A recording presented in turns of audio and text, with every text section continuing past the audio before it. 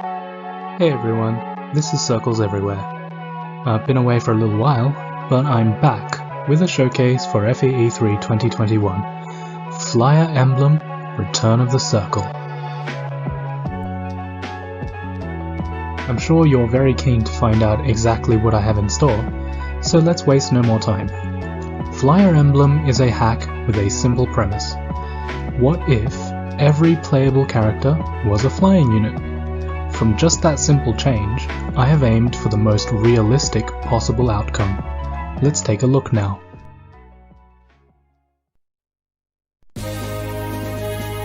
Here we are in the game. We're just gonna get started, and you might notice that I've renamed the prologue to The Flight from Renee's. Now, I'm going to be honest here, I've seen this intro so many times that it bores me to tears, so let's skip that and get straight into it.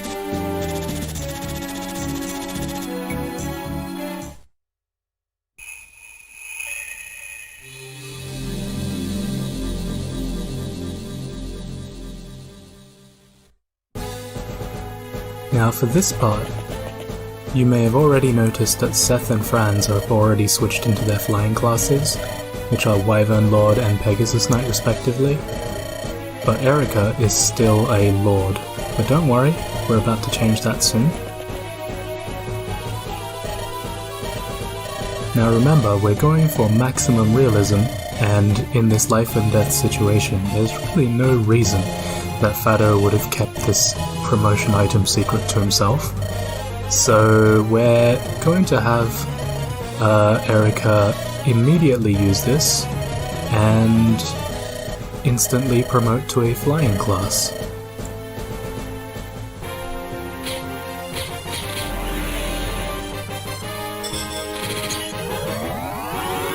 I hope you appreciate the item icon I've made there for the wing brace. Of course replaces the Lunar Brace, and now Erika is a Falcon Knight. The rest of this scene plays out as it did in the original timeline, but we'll see that the change from all of our playable characters into flying units has some big consequences for the rest of the game.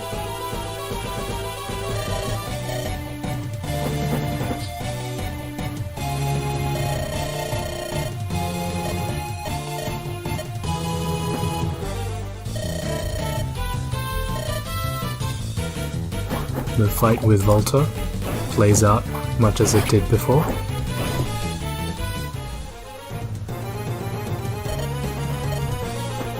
And I didn't actually change this line, but I find it quite apt from Volta here.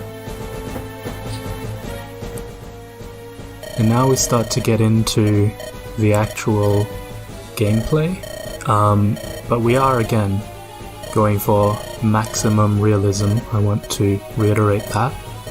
So we're going to show the impact, or rather the effect, of having flying units in this first map.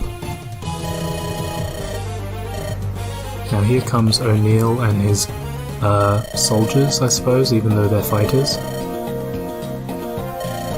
But as we can see, we're already starting to make some big changes to the timeline.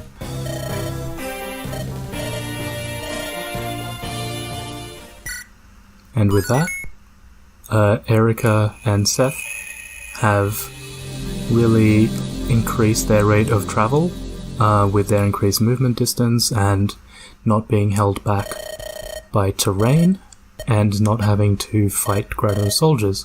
So actually they have shown up quite a bit earlier than they would have originally, and they've beaten Grado to the castle. So they meet up with Tana, and immediately they leave. That there at the end was Franz and Gilliam, because I do want to have them in the party at this point. So let's just assume that they have travelled with Erika and Tana and Seth back to Castle Frelia. Now you might be asking yourself, what the hell, Circles? You haven't really shown any gameplay, or anything, that, you know, a completely new hacker couldn't do in about 20 minutes in FE Builder.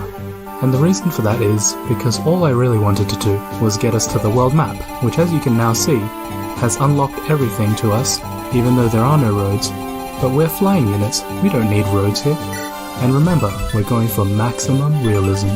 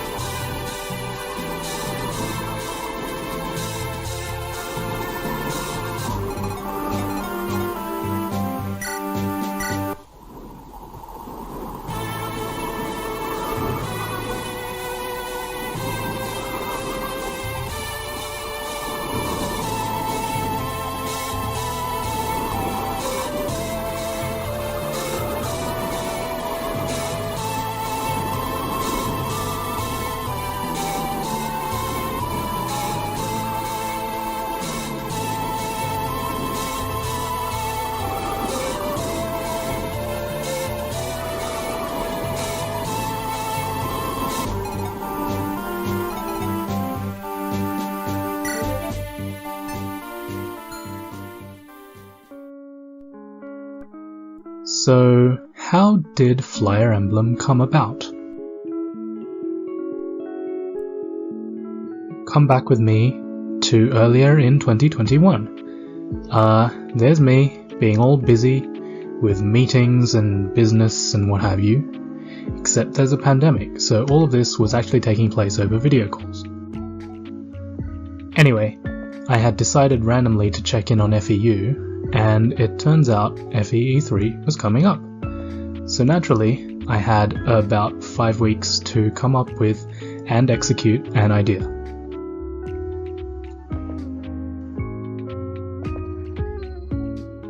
That's when I remembered, a few years back, when the Pokemon ROM hackers came by to say hello and share some of their cool hacks. I was especially impressed by Cam the Saxman's soaring mechanic.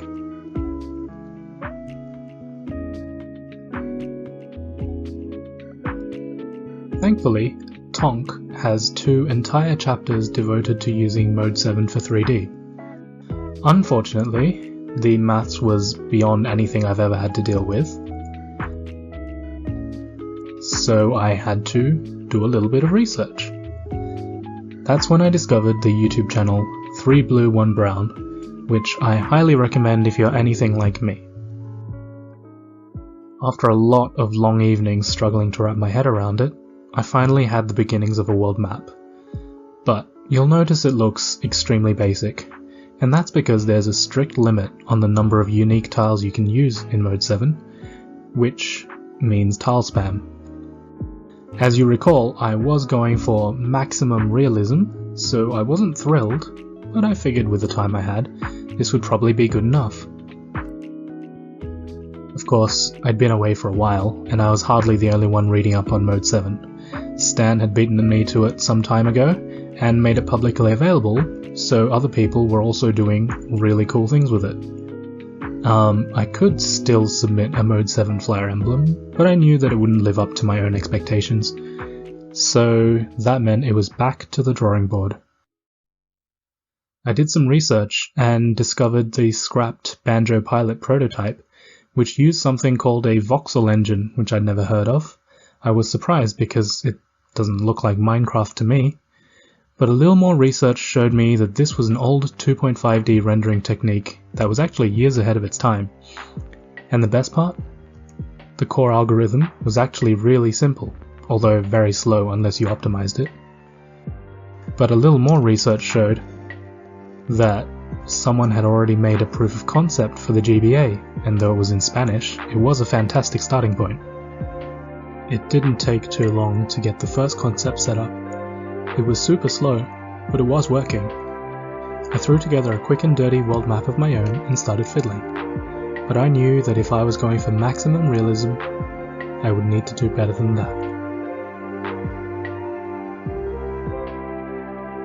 So I took some real-world terrain data into Photoshop and used it to put together a more detailed height map, which I then imported into TerraSculptor to fine-tune, add some erosion, and export a shaded color map. At this point, I was already pretty happy with the results. I spent some time improving the frame rate, adding a sprite for the player character, adding some basic distance fog, and using my newfound linear algebra skills to add in some screen rotations. But I could do better. I wanted maximum realism after all, and height maps are still used in game development today, as it turns out. And that meant I imported the height map into Unreal Engine 4 and used an auto material to texture the terrain according to the slope and to bake in some better lighting. Then I took this revised color map back into Photoshop for cleanup, and voila, an instant improvement.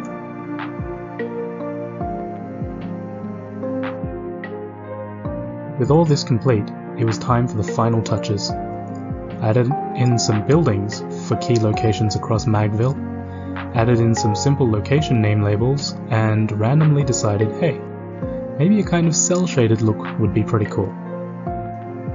I also spent a lot of time trying to figure out how the world map procs work in order to let the player actually move from location to location outside of the flight simulator. And that's that. There are still some bugs for me to work out, and I would really like to optimize the code even more to get a better frame rate, but until then, here are some of the glitches that I came across along the way.